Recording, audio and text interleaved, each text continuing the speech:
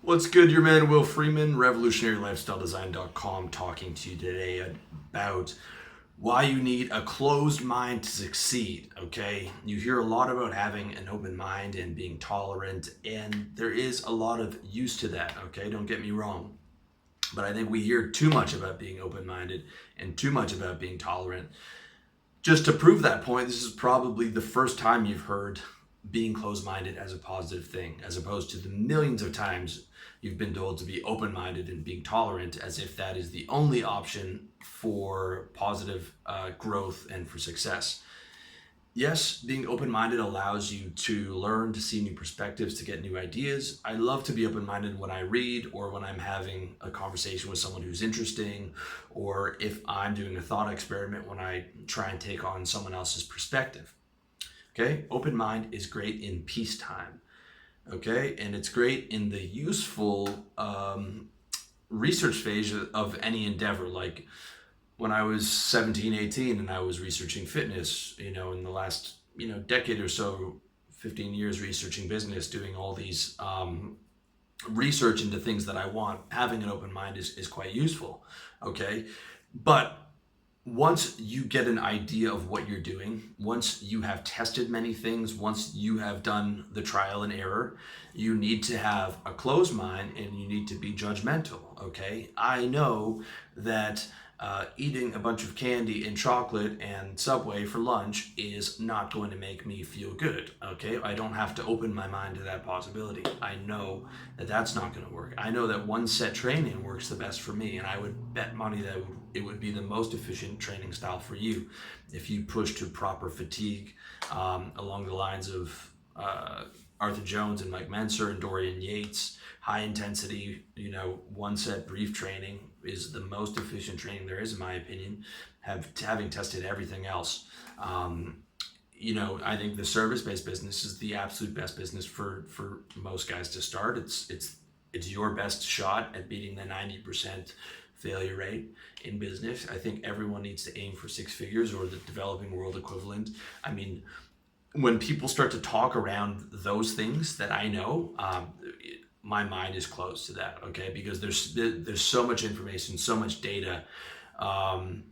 Women. Another example: women like masculine, confident men who are stylish. When I hear people say, "Well, that looks aren't everything," obviously that's true. But I'm like, they are not actually doing the research and seeing what actually works, what the actual truth is in the real world.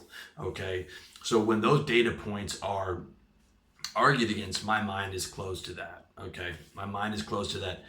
And your mind needs to be closed in wartime, okay, to succeed. Okay, and success is war. Success is war. When you're reading at the end of the day and you're opening your mind to new information, that's peacetime. But from 9 to 5, getting up, you got to be in that war mode.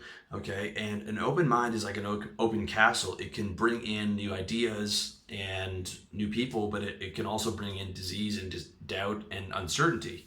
All right, so past the research phase, let's talk about success in the business mind frame. Past the research phase, you got to be committed to building a business or building your body, whatever it may be, and you have to have a closed mind and you have to be intolerant, closed-minded, intolerant of other people's perspectives. Okay, if you're building that, you learned how to sell. You learned masters. You're working on the skill of real estate, insurance, copywriting, marketing, coaching, life coaching, personal training.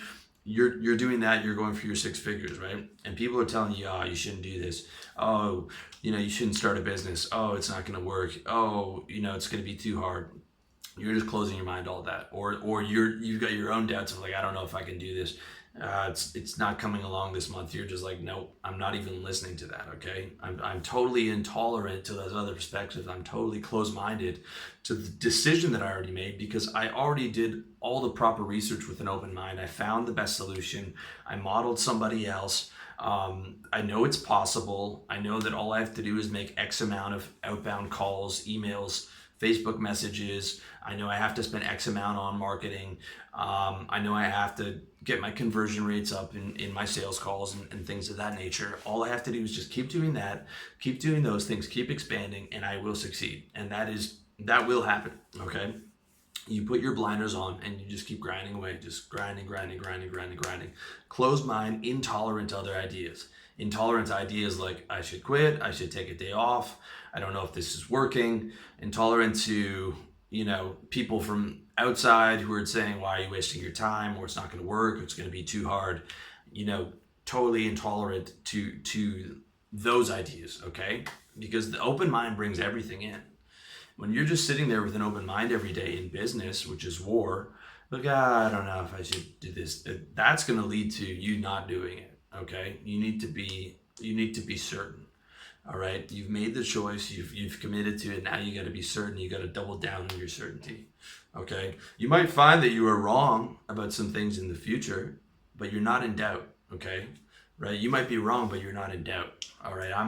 If I'm on something, I'm on it. And I've made a lot of mistakes, but I'm committed, and I was like, it got me to that next level. All right. You have to have a closed mind in certain situations and at certain points, and especially when you're working on success. Same thing about, you want to add 10, 30, 40 pounds of muscle, or you want to drop 40 pounds. Losing weight takes a long time. That 40 pounds might take you a year, and like you're gonna be looking at the scale every day and it's not changing. Okay, but you have to know that, okay, you're at the 700 calorie deficit every day. It will change. I just have to keep doing the same thing, not listen to other people, not listen to all these crazy diet advice. I'm just doing my chicken, beef, vegetables, and rice. And I'm just going to keep doing that all year. And I'm just going to keep having that caloric deficit, and it will work.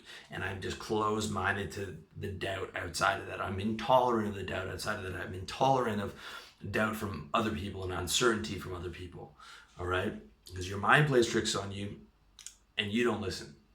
You trust your judgment.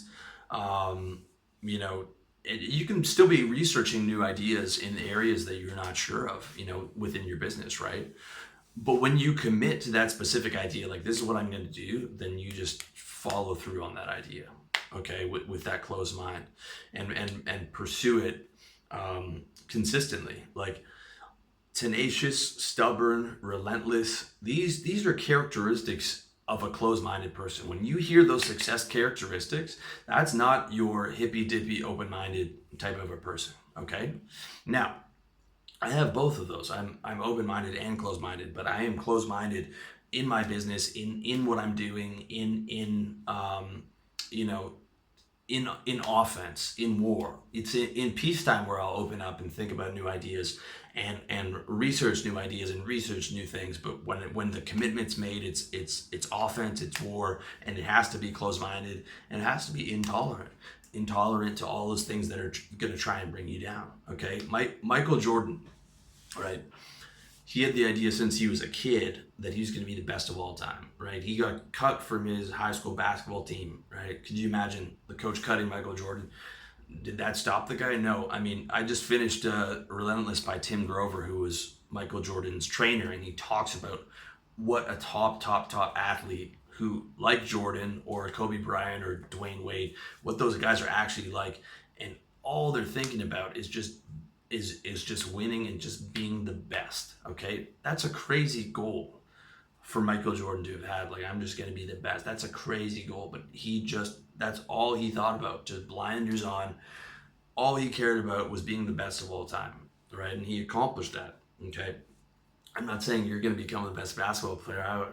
I would have a prayer playing in the NBA, but when you've actually researched the decision and you've and you can see it and you've made your mind up, you have to have that closed mind. If you're wavering, it means for sure, and your mind is too open, it means that doubt's going to come in. It means that you're going to question your decision, and if you follow that logic, it means that you're going to stop and not make it. Okay, so you have to be certain. You can be wrong, but you can't be in doubt when you commit. Okay, you can go at something and it proves itself wrong, and you have to pivot, you have to change course, but you can't let that doubt come in, and that comes from having that castle unguarded, right?